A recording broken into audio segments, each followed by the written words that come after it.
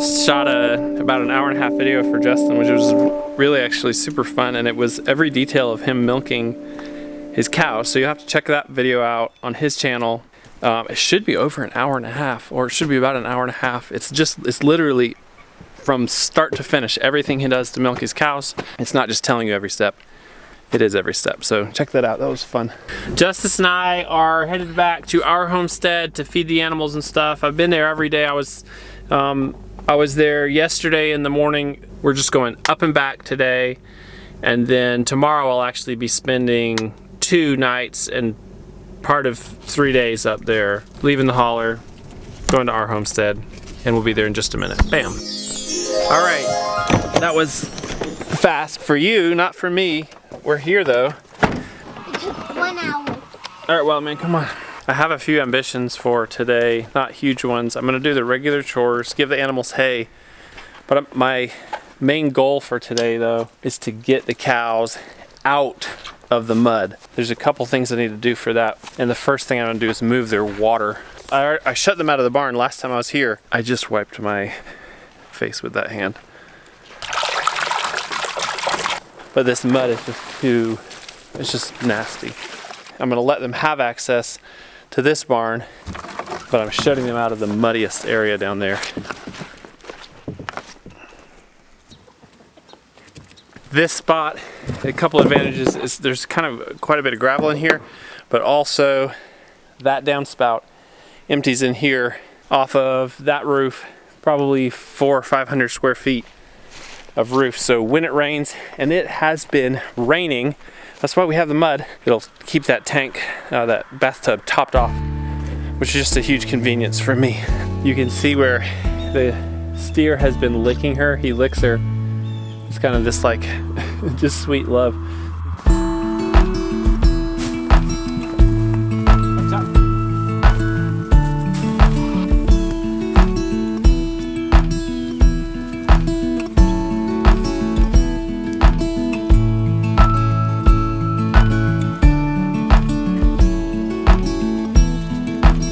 Next, I'm gonna shut this charger down. This charger is just connected to this line that runs up and charges the fence right up there, which connects back in. So what I'm doing is getting rid of this little run here, and then I'm gonna put a run from the barn.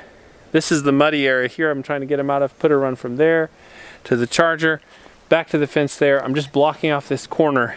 What happens down here is I dig it out, which I probably need to do today. I dig it out, and then they traffic through it, and then they break the ditches down so the water doesn't drain out.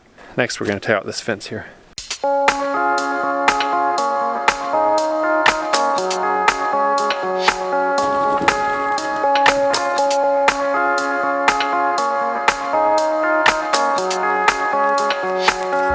Okay, so this section of the wire's out. I've still got these posts. I'm gonna go around the corner and get this section of wire here. Oh, but my bathtub is totally full, so I better shut that hose off. I don't need any of that water up here.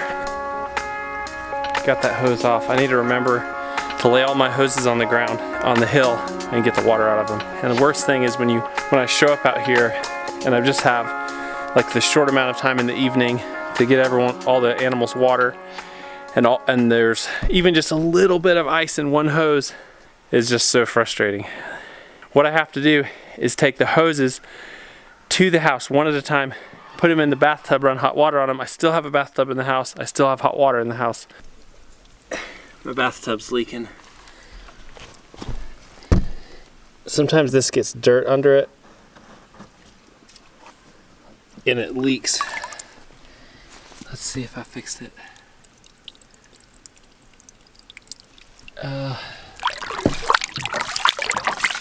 I'll have to come check that in a minute. I think it may be actually running over the top edge, which is fine. All right, let's just cut this end here, make it fast.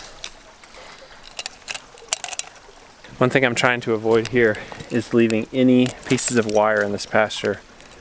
And I hate it when I drop one, I just look for it, because that'll sit down in a cow's room, and I guess it can hurt them as it passes through, because the cow is just like a lawnmower when it's going. And if there's a piece of wire in that grass, a little piece of wire, they're gonna swallow it. They just go, go, go. They don't stop and think about what they're swallowing.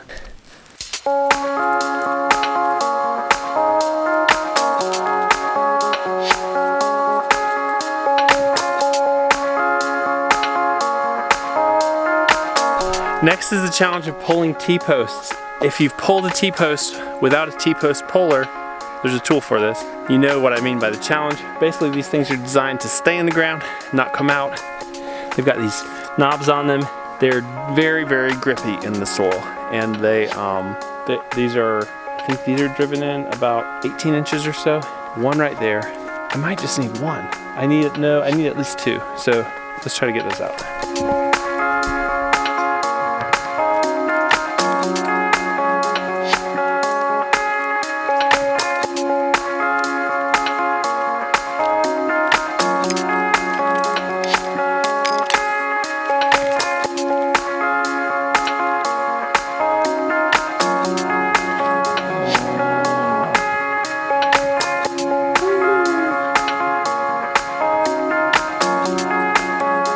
There's one.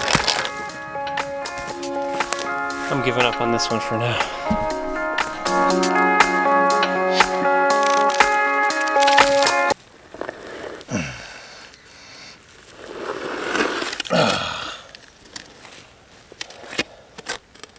I've built stuff to pull these posts before. I just don't want to make a setup to pull two posts if I can get them easy. Now that wasn't easy, but I got two posts. I also bent two posts. Let's see if I can straighten this one out a little. Yes.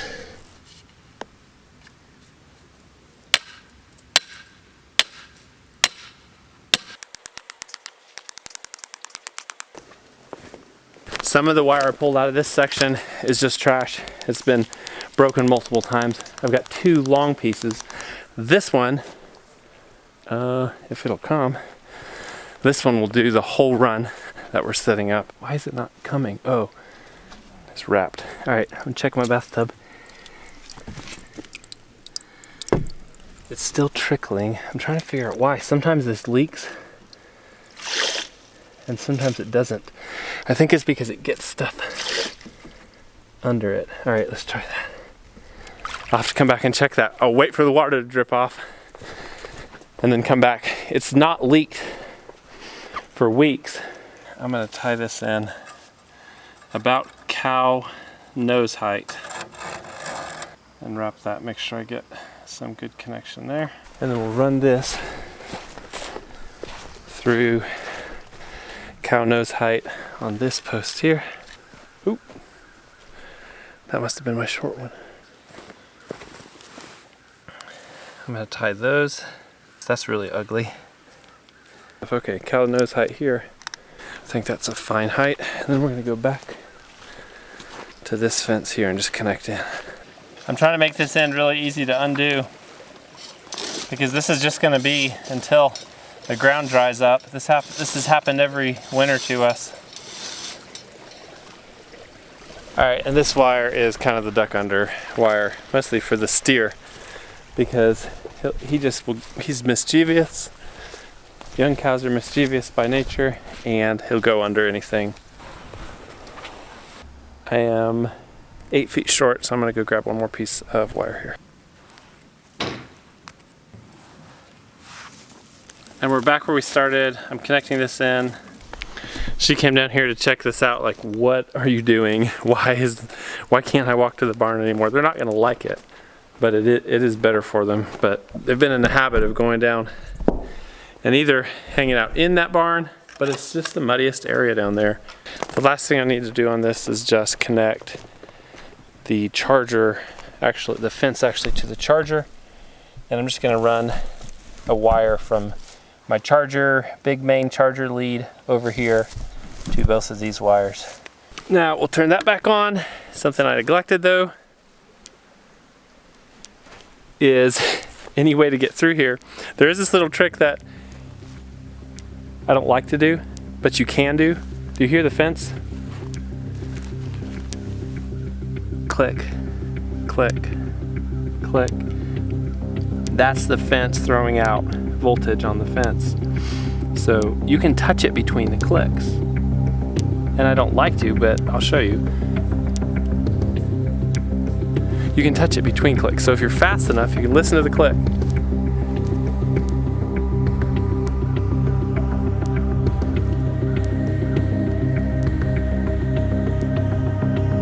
Click, jump, click, jump. And you can jump over it right between clicks. I don't recommend that, but occasionally I have to do it. I can go through the barn. I just wanted to grab my tools up here. One more check on this bathtub. I think I got it. There, I saw one drip when I looked down here. Another drip. That's more than I want to see coming out. I think part of what that is when I clean the tank, it's so clean that it leaks, and then a little sediment gets in there, which is terrible. And it actually goes in where those spots where it's dripping out. It actually seals that. I'm pretty sure that's what's been happening. I usually deal with that leaking just a little bit right after I clean out the tank. All right, now it's time to change gears a little bit. We're kind of going to the core animal chores. Justice is getting... Where's the scoop? Scoop should be in here. Let's check. Oh no. Daddy. Daddy did what he gets annoyed when the kids do. Didn't leave a scoop in here. Let's get a scoop. There's one right out here. Sorry, buddy. Why did I do that? And then now you have to do it to yourself. Now I have to tell it to myself, he said. He's right. So, can I grab the scoops for you? Is that okay? This is the one that's for the geese and ducks in the garden. Can I give it to you? Just because it's so high? Yes. So, make sure you fill up all their water containers. There's 4 of them. There's a bucket and 3 tubs. And dump that, make sure that all that food gets over the fence. Okay? Okay. Even if you have to throw it in. Here's my bucket. Here's alfalfa for the cow. Oop, I should feed the pigs while I'm here. The pigs have tons of bedding because I was working on cleaning out this area out here where the cows are in the barn and throwing in a bunch of the hay that was left that they dropped. I'm gonna reach through this window and drop it down here. And their water is good. I'll tell you, the pigs have a nipple water, 55 gallons. But I've not had to fill it up, but every about week. So clean it out, fill it up about once a week, which is really nice. All right, I have a little challenge here. This with my new fence. So in the past, when I've fed the cow, I've pushed the bull and the steer out of the barn. Sometimes the steer stays in, goes in the stall, close the door of the barn, and then leave the cow in. But now I have this closed off, so I'm going to bring the cow outside the fence. Otherwise, the bull and the steer will try to steal her alfalfa. They don't need alfalfa. They're fat and sassy just on hay, especially the bull. But she really needs that alfalfa, so I'm going to try to sneak her out of the fence without letting the steer out. It may be a little challenging. We'll see. I don't plan on hitting anybody, but when it comes to handling a bull, it's nice to have something in your hand. And they respect you more. They know. They'll steer clear of you. Back up. Back up. Back up. Back up.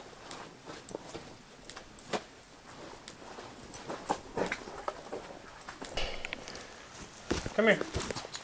Come here. What is it, bud? He does not like this. He's standing there watching her eat her grain here. Maybe next time I should do this just out of sight. I could just take her right down here and take her down in front of the barn. I was a little worried about this because animals know, whether it's chickens, pigs, cows, if they see another animal eating, and they know what's in a bucket, there's grain in a bucket or alfalfa, they want it.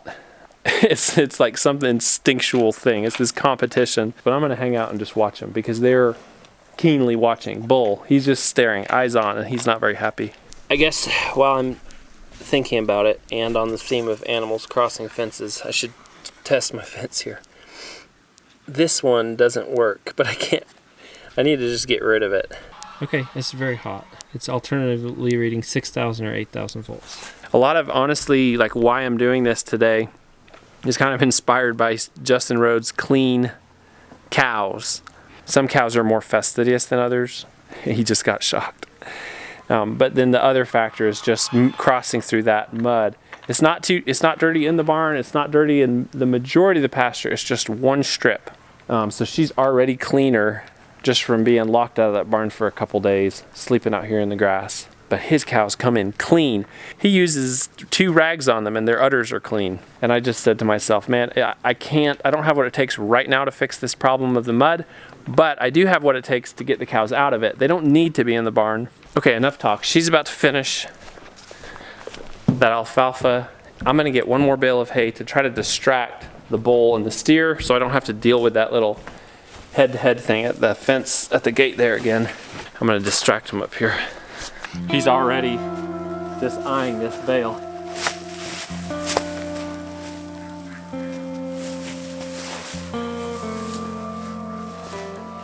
And now here, they're out of the line of sight of this gate, so I can open it back up and get her through it, hopefully without any trouble.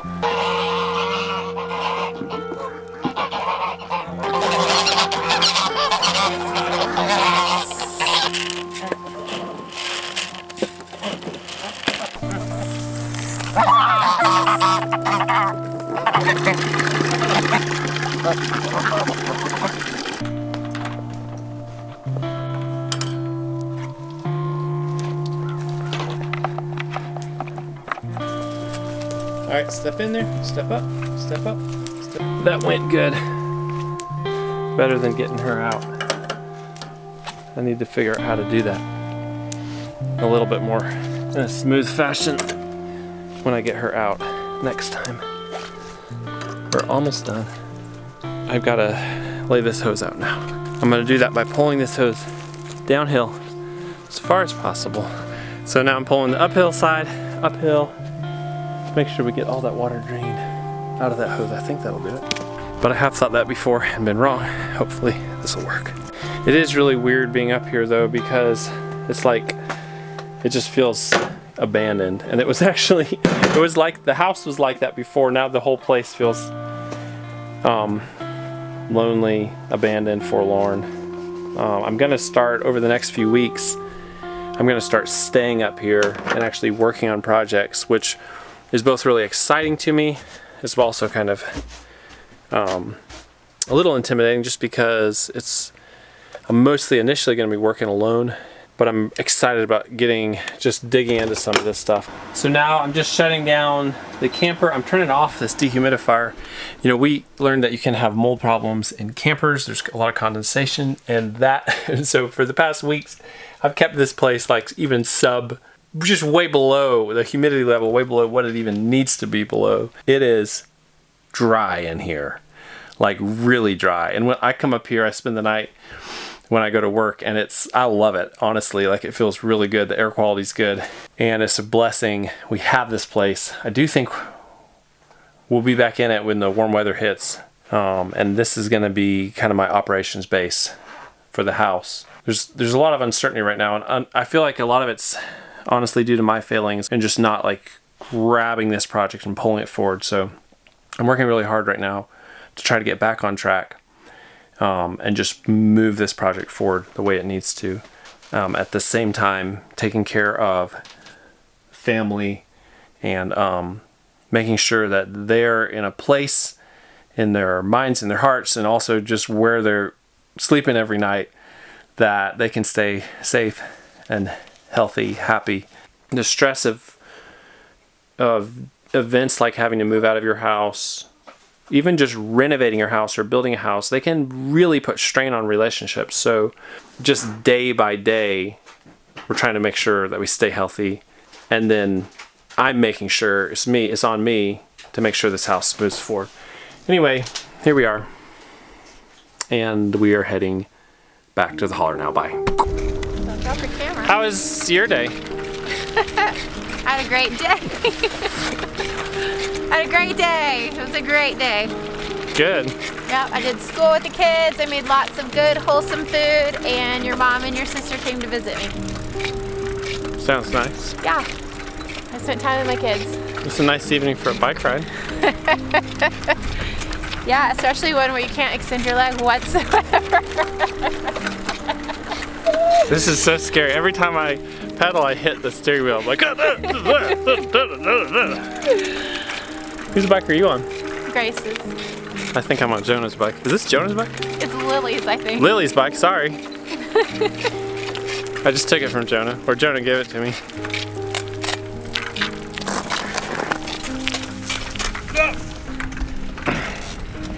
Alright, race you back.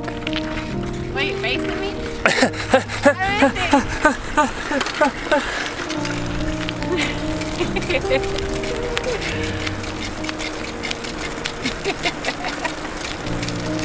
We need to get real bicycles for ourselves. Yeah, we do. Well guys, this has been another great day. We're definitely not in the homestead, but I spent a good amount of time there I today. know, what are we gonna say now at the end of our videos? I guess you'll be there a lot. Another great day on someone else's homestead.